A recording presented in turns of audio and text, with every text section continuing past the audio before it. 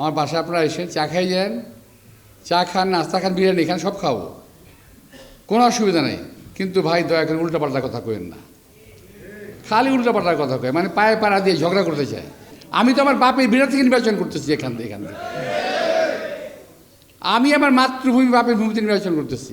অনেকেই আছে দেশে যাইতেই পারে না, গেলেই নাকি মাটি ধরে খায় ফেরত আসে, যাইতেই পারে না। তো এখন ঢাকা বাইছে নিছে। আজকে দেশনেত্রী বেগম খালেদা জিয়ার দোয়া মাহফিল, পাশাপাশি একই সময়ে আমাদের নির্বাচন। এই জন্য আমি নির্বাচন নিয়ে কয়েকটা কথা বললাম। আমাদের প্রতিপক্ষ যে ভাইরা আছেন, আপনাদের উদ্দেশ্যে বলি, দেখেন আপনারা কথাবার্তা বলেন, নির্বাচন করেন, আপনাদেরকে আমি স্বাগত জানাই। এখানে আসে যদি সম্ভব হয় আমার বাসায় আপনারা এসে চা খাই যান, চা খান, নাস্তা খান, বিরিয়ানি খান, সব খাবো, কোনো অসুবিধা নেই।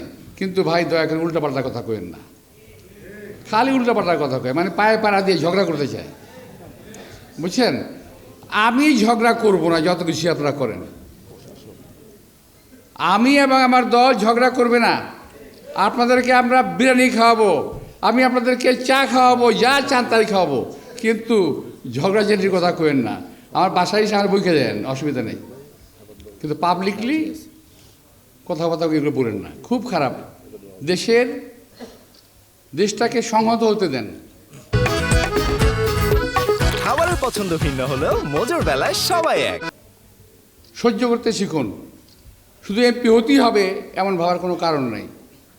যদি আপনি ভালো থাকেন, যদি আপনি ভালো হন, তাহলে মানুষ আপনাকে ভোট দেবে, আমাকেও দেবে।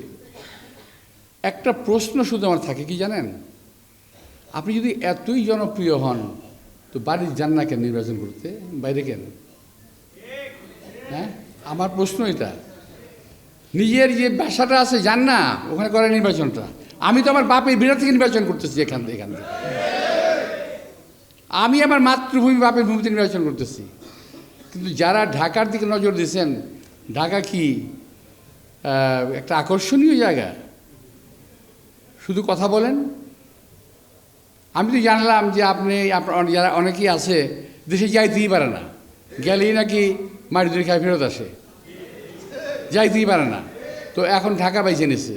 তো যাই হোক, ঢাকাবাসী অত্যন্ত বিশাল এবং উদার মনের অধিকারী এরা, আপনাদেরকে মারধর করবে না। আপনাদেরকে আমরা সানন্দে রিসিভ করব।